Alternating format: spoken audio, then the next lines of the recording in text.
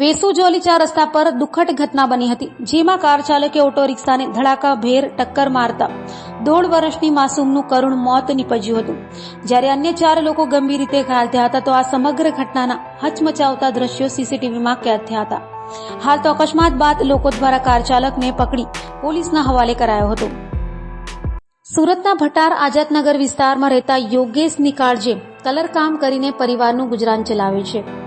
પરિવારમાં પત્ની અને એક સંતાન છે. તેની પત્ની રાધિકા વેસુ વિસ્તારમાં મોલમાં સફાઈ કામ કરતી હતી, ત્યારે રાધિકા પોતાની 1.5 વર્ષની પુત્ર વિદ્વતને સાથે રાખીને ઓટો રિક્ષામાં કામ પર જઈ રહી હતી.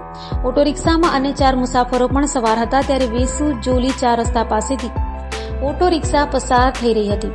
એ સમયે ન્યૂ વીઆઈપી રોડ તરફથી આવી રહેલી કાર પાછળથી ધડાકાભેર અથડાઈ હતી, જેના કારણે ઓટો રિક્ષા પલટી ખાઈ ગઈ હતી.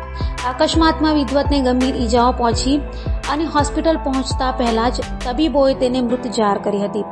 બાકીના 4 ઈજાગ્રસ્તોને સારવાર માટે હોસ્પિટલમાં ખસેડવામાં આવ્યા છે. આ ઘટનાના માસૂમ બાળકનું મોત થતાં સમગ્ર પરિવાર શોકમગ્ન બની ગયો છે.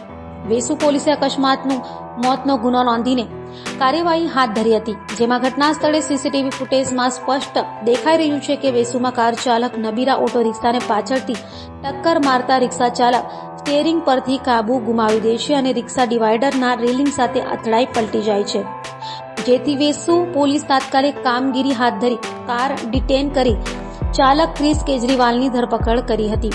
તો આ અંગે વેસુ પીઆઈ જે.આઈ. પટેલે જણાવ્યું હતું કે વેસુ-જોલી પાર્ટી પ્લોટ પાસે કાર અને ઓટો રિક્ષા વચ્ચે અકસ્માત સર્જાયો હતો. રિક્ષા ચાલકે સ્ટીયરિંગ પરથી કાબુ ગુમાવતા અકસ્માત સર્જાયો છે. 1.5 વર્ષની બાળકનું સારવાર દરમિયાન મોત નીપજ્યું છે. કાર ચાલક ક્રિસ કેજરીવાલની ધરપકડ કરાઈ છે. વધુમાં તેમણે જણાવ્યું હતું કે સીસીટીવી ફૂટેજના આધારે પૂરતા પુરાવા મળ્યા છે કે કાર પાછળથી ઓટો રિક્ષાને અથડાઈ હતી. રિક્ષા ચાલક છૂટક મજૂરી માટે પેસેન્જરોને લઈ જઈ રહ્યા હતા અને કાર ચાલક વીઆર મોલ ખાતે મૂવી જોવા જઈ રહ્યો હતો. આરોપીએ હાલમાં ગ્રેજ્યુએશન પૂર્ણ કર્યું છે. તેના પિતા રો મટીરિયલની વ્યવસાય સાથે સંકળાયેલા છે.